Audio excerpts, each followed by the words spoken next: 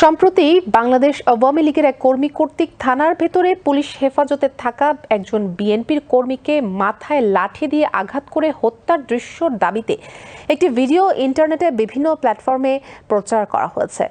রিডিউমার scanner টিমের অনুসন্ধানে জানা যায়, পুলিশ হেফাজতে থাকা বিএনপি কর্মীকে আওয়ামী লীগ কর্মীর আঘাত করে হত্যার দাবিতে প্রচারিত এই ভিডিওটি আসল নয়। মাহফুজুর রহমানের প্রতিবেদন। সম্প্রতি বাংলাদেশ আওয়ামী লীগের এক কর্মী কর্তৃক থানার ভেতরে পুলিশ হেফাজতে থাকা একজন বিএনপির কর্মীকে মাথায় লাঠি দিয়ে আঘাত করে হত্যার দৃশ্য দাবিতে একটি ভিডিও ইন্টারনেটে বিভিন্ন প্ল্যাটফর্মে প্রচার করা হয়েছে। রিউমার স্ক্যানার টিমের অনুসন্ধানে জানা যায়, পুলিশ হেফাজতে থাকা বিএনপি কর্মীকে আওয়ামী লীগ কর্মীর আঘাত করা হত্যার দাবিতে প্রচারিত এই ভিডিওটি আসল নয়।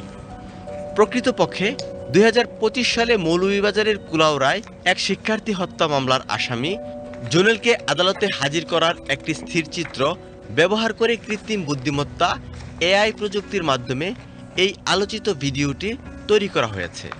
আলোচিত ভিডিওটি নিয়ে অনুসন্ধান করতে গিয়ে মূলধারার গণমাধ্যম দৈনিক সমকাল এবং মৌলভীবাজার ভিত্তিক স্থানীয় গণমাধ্যম পাতাকুড়ির দেশ এর ওয়েবসাইটে 2025 সালে প্রকাশিত প্রতিবেদনটি খুঁজে পাওয়া যায়। এসব প্রতিবেদনে সংযুক্ত ছবির সঙ্গে আলোচিত দাবিতে প্রচারিত ভিডিওটিতে দেখা আসামি ও পুলিশ সদস্যদের মিল পাওয়া গেছে।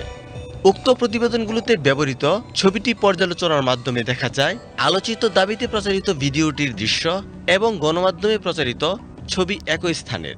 এছাড়া ছবিগুলোতে আসামিকে পুলিশ সদস্যরা একইভাবে ধরে রাখতে দেখা যায়। ছবিটি 2025 সালের এবং ছবি থেকে এআই ভিডিও তৈরি করে ছড়িয়ে দেওয়া হয়েছে। এরকম বিভ্রান্তিমূলক ছবি বা ভিডিও যাচাই না করে শেয়ার না করার পরামর্শ বিশেষজ্ঞদের। Desk report, BTV news.